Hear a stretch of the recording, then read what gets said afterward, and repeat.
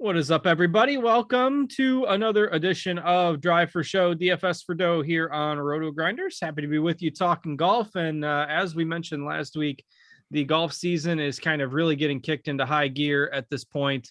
Once we get to February, we start to get some big tournaments. The Waste Management Phoenix Open next week is always a treat. And we start to see some bigger prize pools as well with football winding down. And all we've got is the Pro Bowl this week.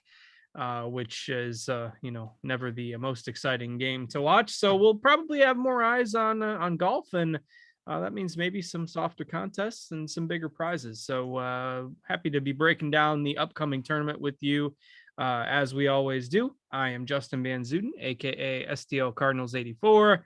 I've got Mr. Notorious Derek Farnsworth alongside me.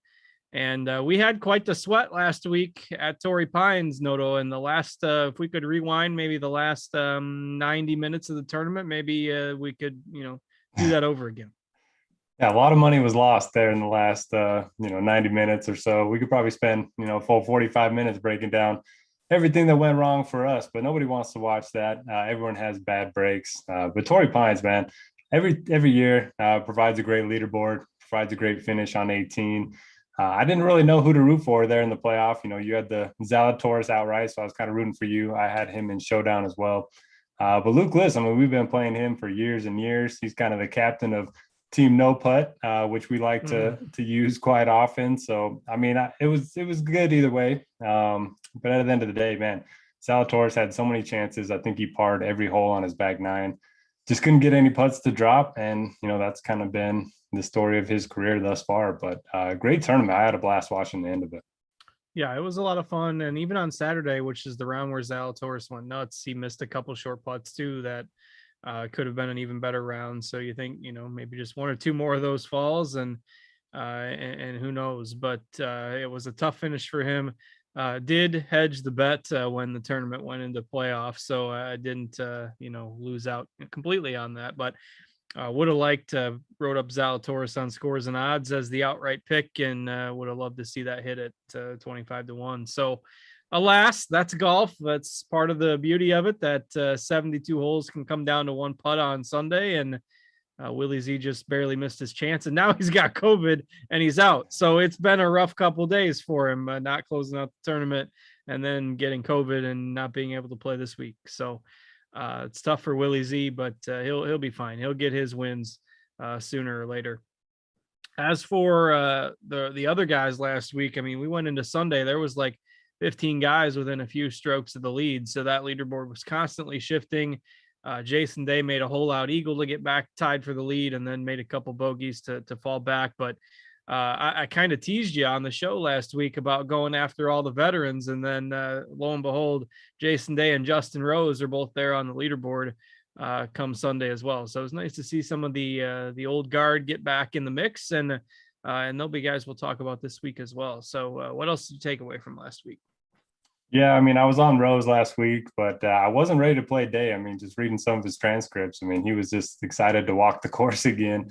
And I'll get to some of his quotes here, in a few minutes about, his expectations. They've changed quite a bit.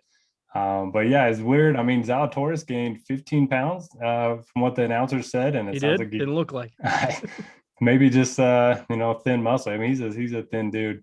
And he gained 15 yards off his drives too. So that's something worth monitoring going forward. Did you see Jason Day's kid on 18, Lil Dash? I Oh did. my goodness, I've never felt so old. He's like a teenager now, like a fully grown kid. He was like the cutest little kid. I feel it feels like it wasn't that long ago, but it must have been a long time ago. And then the other thing I want to mention, I mean, Lucas and Zalatoris in the playoff, they hit their drives to two The inches same apart. I spot. mean, what are the odds? It's just wild. And then pretty much hit the same layup shot too. That was pretty crazy. But yeah, what were your other takeaways? I wish they would have taken the same third shot too. We go back on it, but Yeah, alas, Zalatoris would have missed that Z- 6 incher. Zalatoris couldn't match the approach to 8 inches or whatever it was from Luke List, which was pretty incredible stones in the moment there from List to bury that approach to where he couldn't miss the putt. I was sure it was going to end with somebody missing a short putt, but good for him to hit that approach. But yeah, I mean, for me, it was just the kind of the way that we saw the scoring differential was like 3 strokes, maybe 3.5 strokes the first day between the two courses. And on Friday, the stroke differential was 5, maybe a little more than 5 between the North course and the South course. So I'm not really sure whether it was a weather thing or just the relative skill of the players in the draw, but it did seem like the North course played a little bit easier on the second day, and a good majority of players from kind of that side of the draw were the ones that made the cut. But um, Spieth is another one. I mean, I always, kind of tend to pat myself on the back whenever he struggles, but I don't know. It'll be interesting to see because this is a week where this tends to become a wedge competition. So what we make of Spieth after last week being so terrible. And he was only like 3% owned last week too. It'd be interesting to see what people do with him this week. Yeah, I mean, that's not usually a place he plays well anyway, Torrey. So I'm not too worried about it. And I think I heard that was his first missed cut since last year's Farmers Insurance Open. Which surprised me. Like it's not like he's been playing all that well. I Yeah, suppose there was I a was few no cut surprised too. events in there. And then Tony Finau missing the cut, man. That was brutal Oof. for me. Yeah, that was a shock. He just went full eject mode. He had the Friday draw on the tough course, and it was all over the place. Went from fifth to like 100 and something. 5 or 6 over on that second round. So when guys on the North course were shooting 4 or 500, I mean, it's really tough in that tournament to kind of know like where your guys stand especially if they play the harder course the first day. Like guys that were 1 over par and everyone's writing them off, but they played the easy course the second day and they were just right in the mix. So Sung J M was another that Sung J M kind of blew his round on the North course. Like if Sung J M would have had a good round on the easy course, he would have been right there as well. And it's not like he was too far out of it come Sunday. So that was another takeaway for me. Yeah. Ready to move on? Yeah. To our favorite Pro-Am 3-course rotation. Noto loves the Pro-Ams. If you're not familiar, it's Pebble Beach, another 3-course rotation. We finally start to come out of that stretch after this week with the multiple courses, and this is the last of the Pro-Am. So we'll deal with it for one more week, and then we'll move on to the waste management. But as Noto mentioned, 3 courses in the mix again this week for the Pebble Beach Pro-Am. You've got Monterey Peninsula, Spyglass Hill, and then the host course, Pebble Beach. The host course is the most open and tends to be the most exposed to the wind, but the good news is really from that perspective, they're not expecting much in the way of wind, at least the first 3 days. So tough to determine a weather benefit from the draw as of right now. And why don't you tell the people a little bit more about the courses we got this week? Yeah, so Pebble and Spyglass are going to be the toughest two. And they play fairly difficult, especially if the wind's up. But like you mentioned, doesn't look like there's going to be a lot of wind in the forecast this week. Even on Sunday, it originally looked like it was going to be in the teens. I checked a couple hours ago and it looked like it was going to be less than 10 miles per hour. So if there's not a lot of wind, it should be fairly easy scoring. Monterey is going to be the easiest by far. If you are playing Showdown, it makes a lot of sense to stack that course each of the first 3 days. And I believe the cut is going to be top 60 in ties. So it's going to be the smallest percentage of guys getting through the cut, depending on ties. But there's going to be a lot of 5-6, 4-6 lineups. So if you get a 6-6, you'll probably be looking pretty good heading into Sunday. As far as the courses go, they all have 4 par 5s. They're all less than 7,100 yards. They all have POA greens. And so that's kind of the similarities. I do think you want to target guys that are good in California, target guys that are, comfortable on POA greens, and then distance doesn't matter all that much here. You want to be good with your approaches, and you want to be good with your wedges, especially. I think around the green makes some sense too, at least at Pebble. They have the smallest greens on the PGA Tour. It's like 3,000 square feet, which is just tiny. So I think around the green is going to be maybe less important than usual if the wind is going to be down, but I'm bumping that up a little bit. And that's pretty much it for me. Just targeting guys that play well here, because I think I heard the last 17 winners have had a top 16 finish in one of their 3 previous starts here, which is kind of crazy. You would think somebody would buck that trend. And yeah, that's about it for me. So course history, pretty sticky. It's pretty predictive year in and year out. And then you just want to target guys that are good with their irons. Yeah, it is pretty remarkable how the winners tend to have a good history at this event. So definitely noteworthy here. And also, if you're looking to chat along with us during the show, we appreciate those of you who are watching us live on YouTube and on the Rotogrinders site. You can check out our free Rotogrinders Discord. That's rotogrinders.com/Discord. It's free to get in as long as you're a Rotogrinders member. You do not have to be a premium subscriber to access the Discord. We are in the live stream chat channel for the show here tonight, so you can join us there. If you've got questions, we can certainly address them on the air live. And of course, we also appreciate those of you who watch us on playback. Feel free to subscribe to the YouTube channel. Give us a thumbs up, whatever you can do to support Rotogrinders. We appreciate it. And we've also got plenty of good stuff on the Rotogrinders homepage if you're in New York, with the launch of New York sports betting. PointsBet is now live in New York. You can use promo code RG2K to get 2 risk-free bets up to $2,000 on PointsBet in New York. All right. Anything else on the course of the tournament in general? Otherwise, I think we can dive in. I'm pretty much in agreement. Monterey seems to be the course to target the first few days in Showdown. Otherwise, doesn't seem like we're going to get much of a weather angle to try to, break down who's going to benefit from starting on what course. I just don't see that this week. You agree there? Yeah, I agree. I mean, I hear a lot of people saying, get some stacks of each wave, but I don't know. I don't think you need to force it. Maybe. I mean, last week we saw, if you stacked one wave, it worked out. So I don't think it's a worse strategy, but I wouldn't go out of my way to do it. And the other thing, golfers got to be patient this week. They're going to be playing with the amateurs, and it's going to be some very long rounds of golf. Yeah, absolutely. That's why Noto loves it. All right, let's go ahead and dig in. We don't have the strongest of fields here. It's a little bit of a shame. I mean, Pebble Beach is an iconic course, a well-known course. But this tournament with the Pro-Am format, the TV coverage generally stinks because of the, sometimes you get celebrities taking over and whatnot. And we just don't have the strongest field, especially compared to last week. So you take Zalatoris out of the mix, and it gets even weaker. We've actually only got 3 players priced above 10K on DraftKings, which I can't remember the last time we've only had 3 active players above 10K. So Cantlay, Berger, Spieth, those are the options above 10K this week. And, even Berger and Spieth aren't overly expensive. So I guess that begs the question, do we just prioritize getting as much Cantlay as possible at the top? I think you do. I think you should.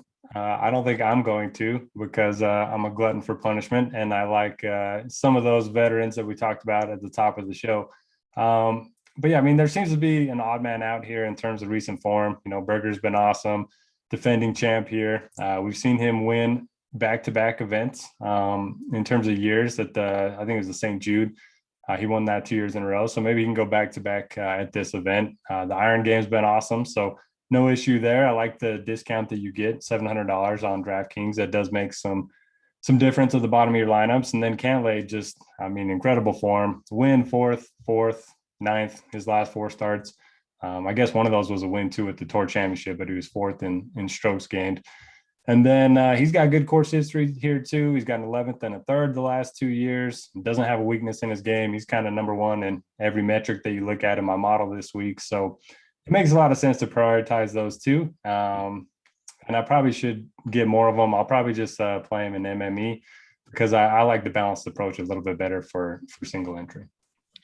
I just happened to notice as I was looking at the weather for this tournament and went to the weather.com homepage that my worlds are colliding at the moment.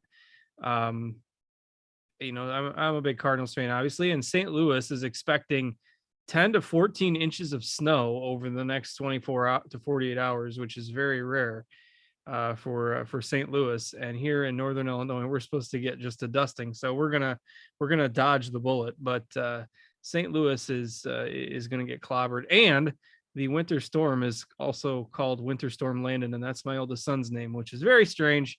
Has absolutely nothing to do with the golf tournament, but I just happened to notice it as I was looking for the weather. Did you say Landon? Yeah, Landon. Oh, that's my first name. Oh, really? I had no idea. And my son's first name. Yeah.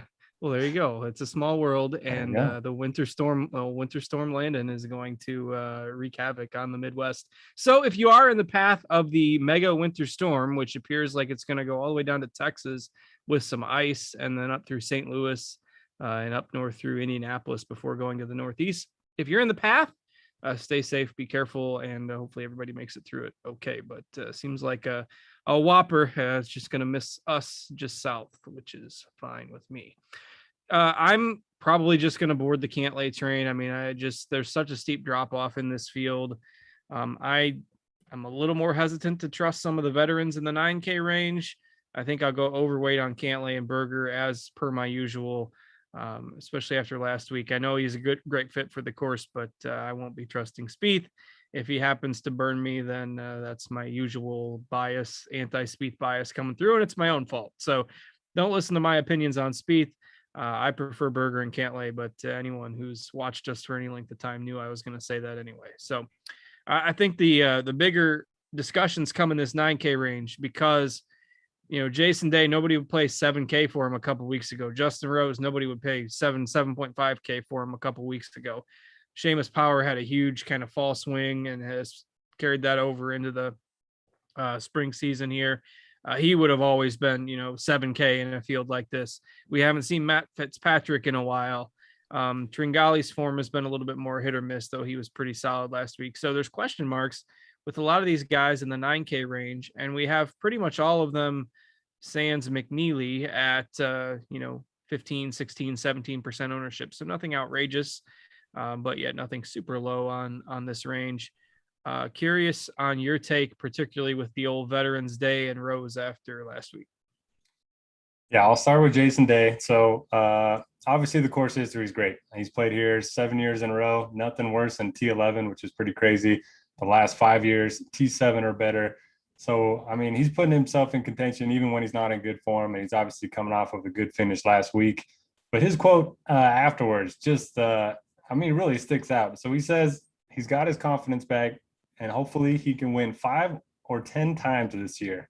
That's how confident he is right now, which makes no sense because 2 weeks ago he just wanted to walk the course. He's all good now, though. But I'm buying it. I'm buying the course history. I'm buying the quote, the confidence. I need to see Dash again on the green. So, yeah, I'm in on Jason Day. I like him quite a bit. Love McNeely as well. He kind of fits the mold that we're looking for. Played well last week. He has a 5th and a 2nd here the last 2 years. He's from California. He does everything well. He's best in this field, strokes gained putting on POA over the last 2 years. So I like him. I don't mind going back to Rose.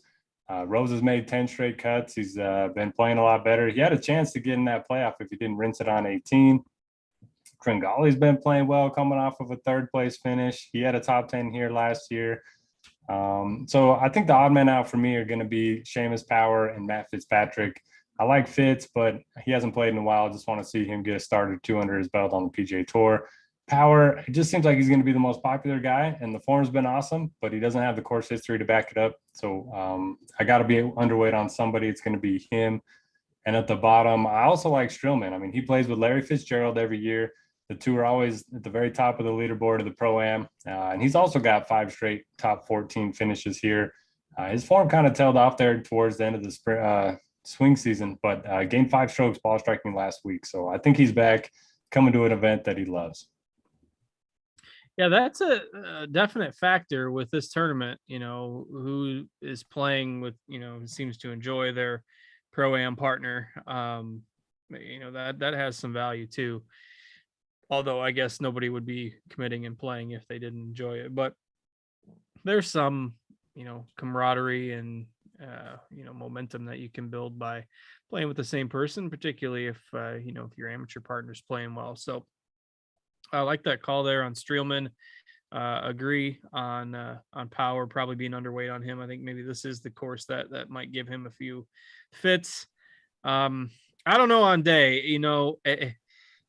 If I've learned one thing over the years with Day, it's that whenever the quotes seem to be positive is when he That's true. withdraws from a tournament, or whenever something just goes wrong, and whenever nobody's expecting anything is when he plays well. So I don't know. I think I'm out at the price and the ownership accelerating, but it I does mean, scare me. It if he scares me. plays 20 events and he wins 5 to 10 of them, I mean, you got to get He's on board. he's a superstar.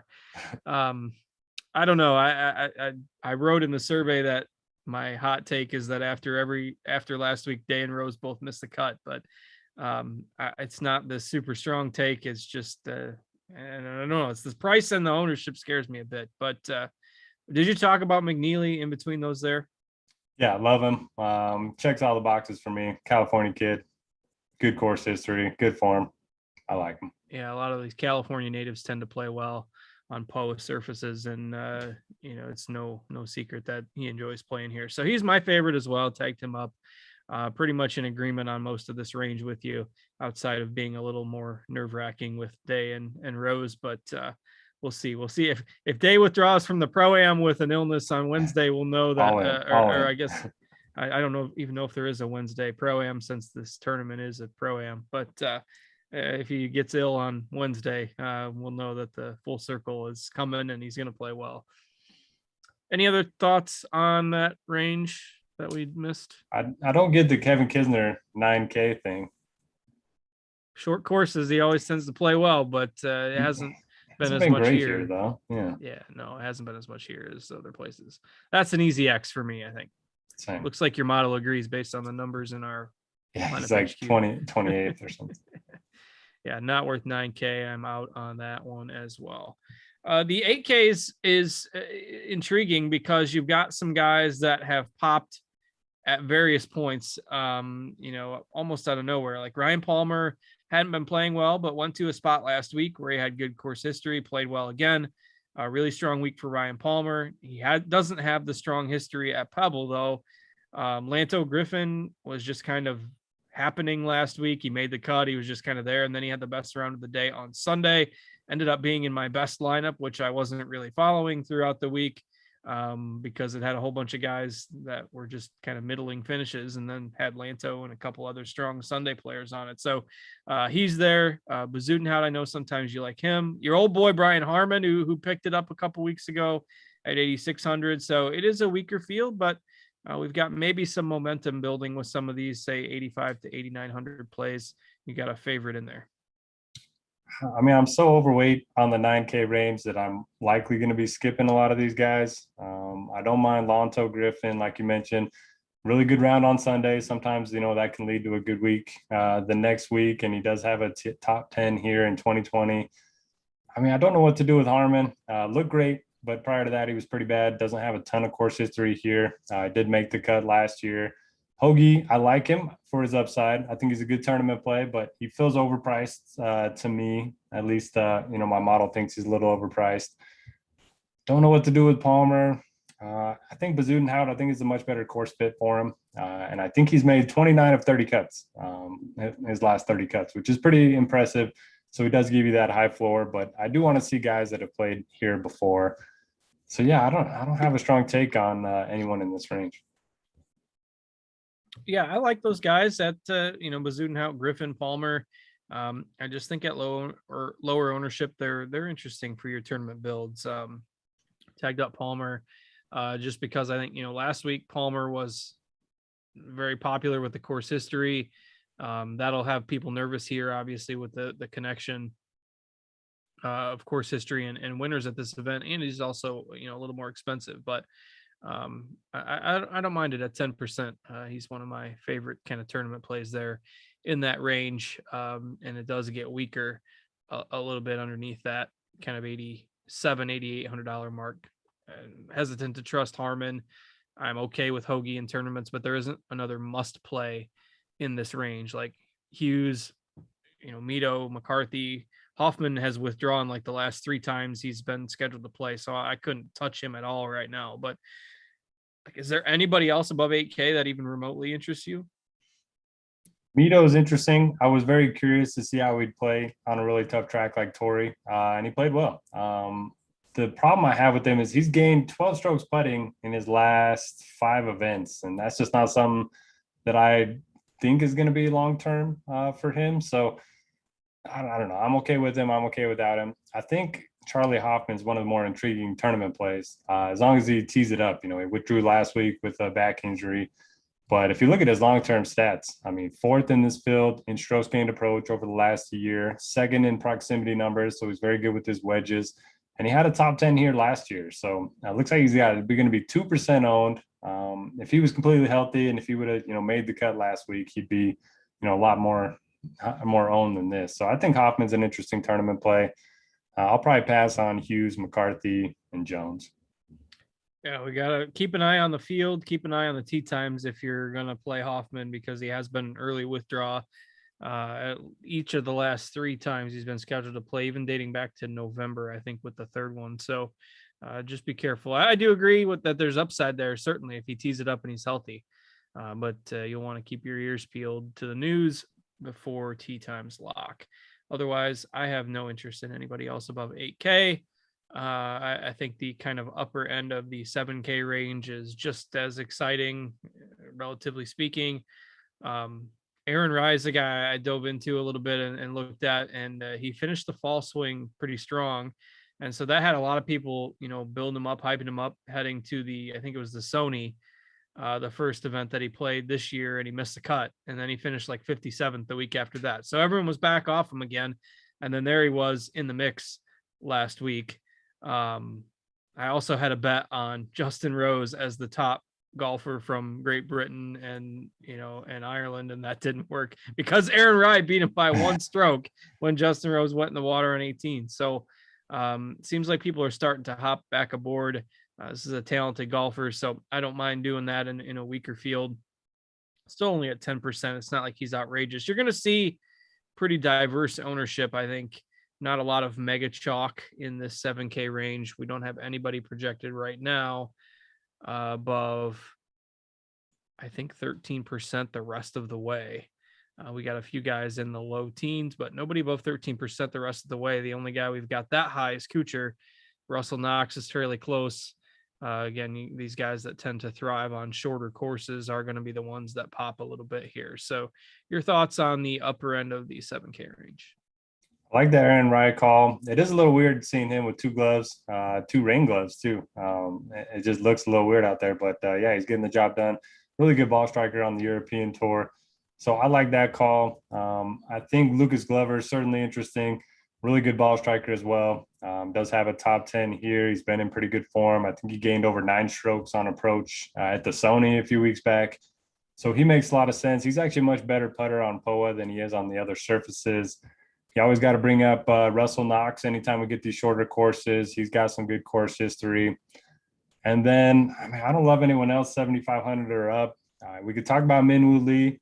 He's a top 50 golfer in the world. He's been great over on the European Tour or the DP World Tour, whatever it's called now. I think he has 4 top 10s in his last 6 starts. So coming in with some good form. He did play here last year. He missed the cut, but at least he's seen the course. I kind of like that a little bit. And I can't imagine anybody's going to be on him. Chris Kirk's better on short courses. Putnam's getting some love as an outright bet. I get it, but yeah, I don't know. I don't feel great about anyone else. Do you? As we mentioned, the field is not that great for this tournament, and this is where that kind of starts to get exposed a little bit. It's just pretty ugly once you get below the $8,000 range. So yeah, I don't love a lot in here as well. I think Minwoo Lee is intriguing for tournaments, but he's going to gain a little bit of steam too. So it's not like you're going to get 2 to 3% ownership on him. Worth a flyer just because the field strength is so bad that I don't mind taking a shot on the talent at that price. The other guy, I'm skipping down a little bit here, but the other guy in that vein that I tagged up is Burmeister, who hasn't played a non-major PGA Tour sanctioned event since 2016. And he got a sponsors exemption for this tournament. I mean, he generally plays in the majors and plays on the Euro Tour, but he's a really good golfer and he's 7,200. So, I can take a shot on the talent that compared to his peers in this price range, he's a better golfer. So he's the guy I tagged up there, kind of in the same talking discussion as Min Woo Lee, but in the $7,200 to $7,500 range has some guys that are worth talking about. Do you know if he played here when they had the U.S. Open? What year was that? I think it was 2020. I'm not sure. Other guys in the lower 7K. I like Ches Reavie. He's one of the better iron players in the field. Typically, a very accurate driver of the ball. He's getting 20 strokes on approach in his last 8 starts, so I think he makes a lot of sense. Love Naismith this week. Finally showing some form. He's accurate off the tee. He fits the narrative of having a top 16 finish at this event. He's 16th and 11th the last 2 years. And he's just lights out with his irons. He's 4th in this field in proximity, 6th in approach. I actually bet him outright at 100-1. So would love to see that hit. Don't mind Pat Perez. I think he's going to be a pretty popular value play, but he had the best field strength adjusted course history of anybody in the field on Data Golf. So I thought that was interesting. And then Perez also, he always plays well on bumpy greens. Yeah, maybe that's it. Always by the water.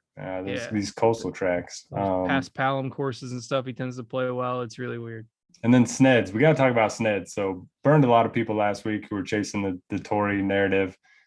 He's won here twice. He had decent form before the missed cut last week. He had a T14, T36 his last 2 times out. I think I'm going to go back. What about you? Yeah, I don't mind him. I think it's an interesting top 5, top 10 bet too. I mean, I don't think you got to make him a core PC or GPP builds or anything like that. But yeah, I don't mind him at that salary. It's not like he's any worse than some of the guys that are priced in the 8Ks. I mean, even somebody like Thigala played well last week. I think he's intriguing for tournaments. You mentioned Perez. I tagged him as well. Snedeker, good conversation on him. I think that's worth a peek. Burmeister did not play in the 2019 U.S. Open here, for what it's worth. Okay. And then a couple other names. I like Troy Merritt. He's got some good course history here. He's one of those guys that he either misses the cut or finishes top 40. I think it's been 13 straight events with him. He's just very boomer bust. He's a streaky putter, streaky with his irons. And the fact that he's played well here in the past, I like that. And then Brandon Harkins won on the Korn Ferry Tour last week. And it ended on, what's that? I said, there's a name. He was like a thing for a while. Yeah, so it ended on Saturday. So he has that extra day of rest. And he's a California kid. He's played here twice, 28th and 15th. So maybe the win just, he kind of enjoys it for a while and he tails off, or maybe he, plays off that form and keeps it going at a course that he knows pretty well. So I don't mind some Harkins and GPPs. I hadn't looked at him yet. Was the 28th and the 15th in the PGA Tour events here, or something else? Yeah, 2019 and 18. I didn't realize he had played here twice. And that's been 4 years. We have his floor in lineup HQ of negative points. The model does not like Harkins. My model doesn't either, but I like it. He was a name for a while. California. I mean, the people with the golfers with experience on these types of courses in California, they do tend to play better here. I think you can give them a small bump. So I don't mind that. Yeah, I think your first win on the Korn Ferry Tour is different from your first win on the PGA Tour, in that you're still motivated after it. You're not just resting because you have your life set for the next 2 years, because he's still grinding for a card. Oh yeah, absolutely. The PGA Tour win is the life changer for sure. Not that we're saying he's going to win this tournament by any means, but it could be a sneaky source of value at low ownership. So question on Kuchar, Nick Taylor as well. Yeah, Nick Taylor and Kuchar. Yeah, I kind of feel the same. I don't know. It's just like this tournament is so kind of random with the Pro-Am format that it's one of those where it's one of those weeks where you can probably just fade the chalkiest value and get away with it. And Kuchar, as I mentioned earlier, he's like the highest guy we have projected owned above or under 8K. And I mean, this was a guy that we were constantly talking about how it was like a couple of years since he had a top 10 before he finally got one. And now he's gaining steam. I don't know. I think I'm off Kuchar. I think the odds of the fading Kuchar breaking your week are pretty small. Yeah, and I don't think he's played great here in the past either. You would think this would be one of his courses, but let me check. So yeah, miscut, 62nd, 22nd, 38th. Yeah, nothing to write home about there for sure. So I think I'm off Kuchar. I mean, I get it if you want to play him in cash games, but let's see. Nick Taylor, Grayson Sig, Bramlett, who ended up being last week's popular value play. Those are the other guys that are above 7K that have some ownership. Any interest in those guys, or we're fading them? No interest for me. I think I'm going to be off of all the big Corn Ferry Tour graduates that we've been targeting a lot during the swing season. Just none of them have played here before. And I don't know. It just seems like we have such a small sample on them that we don't really know what type of golfers they are. So I'll just take a wait and see approach with those guys. Sure. Yeah, I don't mind that as well. I didn't have any of them standing out specifically as guys that I wanted to target this week either. So, all right, under 7K, good luck. It's really brutal under 7K this week. I don't think you want to be targeting a lot of guys down here. I took a peek at Eckroat. I took a peek at Hubbard. I think I took a peek at Stewart, who's like 2 for his last 10 making the cut. I forget who I ended up writing up now. I'm gonna have to go look at it. It's just so brutal down here. I know I ended up putting one guy in my article, but it's not like it was this guy I absolutely loved, and now I've got to find it before I forget it again. Oh, Armour was the one I ended up writing up, but I don't really love him either. He's just a plotter that tends to make the cut. He's 11th right now and approaches from 125 to 150, which is a common range here. So, he's got some history here, at least plays here every year and has had some okay finishes. So whatever, it's ugly under 7K. Do you have anybody that looks amazing to you? Yeah, it's pretty ugly. The model does like Hubbard and Eckroat, so I agree with those. Eckroat's never played here before, but Hubbard, he's played here a few times. Very good putter on Pga. The guy that the model loves, who, I mean, he's been popping up the last few weeks, is James Hahn. He plays here every year. He's got, pretty mixed course history. I think he's missed his last 3 cuts, and he's missed his last 2 cuts on tour. But he has gained 4.4 strokes on approach his last 2 times out. So the irons have been good. He just hasn't been able to make the cut. I think he's missed it by 1 and 2 strokes his last time out. 6,700, 1%. I'll have a little bit of him, but for the most part, yeah, it's pretty ugly. Yeah, there's just not a lot of screaming under 7K value. There's a lot of options that we kind of went through between 7K and 7,500. That's probably, you end up rounding out your lineup with maybe 2 of those guys.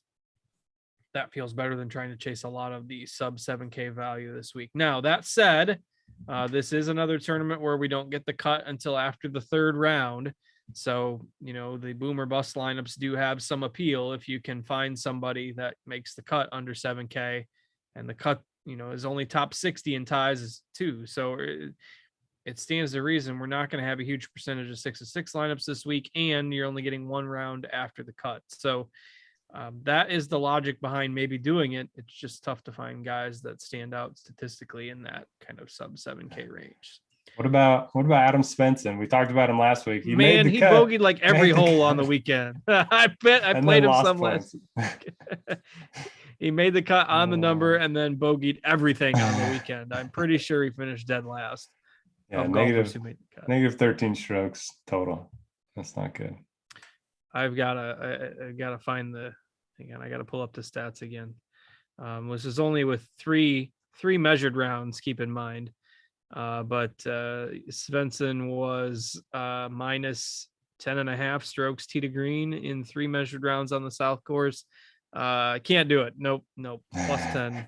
I played him last week. He helped your 6-6 though. Yeah, that's about all he did. He helped the 6-6 percentage, and that's about it. Aaron Wise did not help the 6-6 percentage. A lot of other guys found the water for Noto on Sunday. We talked about that being the only water hazard on the course, and everybody found it. They were missing out on finding those hazards.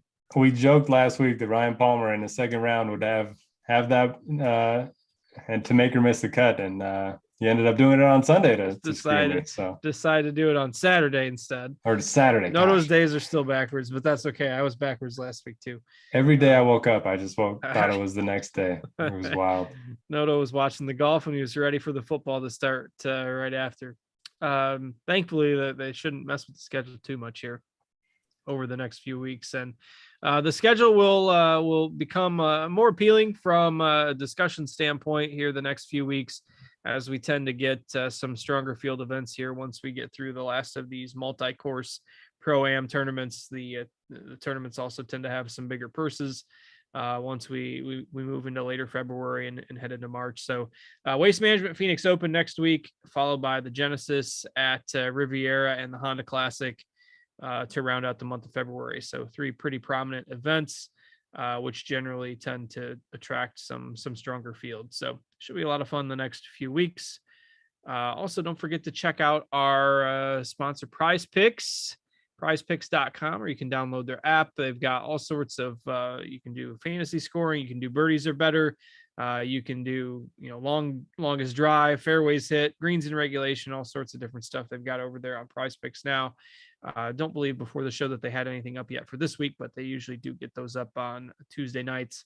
And you can do plenty of other sports on Prize Picks as well. So download their app, promo code Grinders with your first deposit for 100% bonus up to $100. And that's pretty much going to do it from my end. You got anything else before we get out of here? No, just join our Discord. It's a lot of fun. We got separate channels for every single sport, and DMs are always open if you ever have any questions. Absolutely. Love watching, love having you guys hanging out with us, watching the show. And those of you that watch us afterwards as well, happy to provide the content on demand, since you can build lineups anytime up till Thursday morning. So that's going to do it for us this week. As always, thanks for watching. For Noto and our producer Steve, working hard for us behind the scenes, appreciate that as well on a Tuesday night. I'm Justin. Have a great rest of your week, everybody, and good luck as you build your golf lineups. We'll see you next week, same time, same place, to break down the Waste Management Phoenix Open. See you then.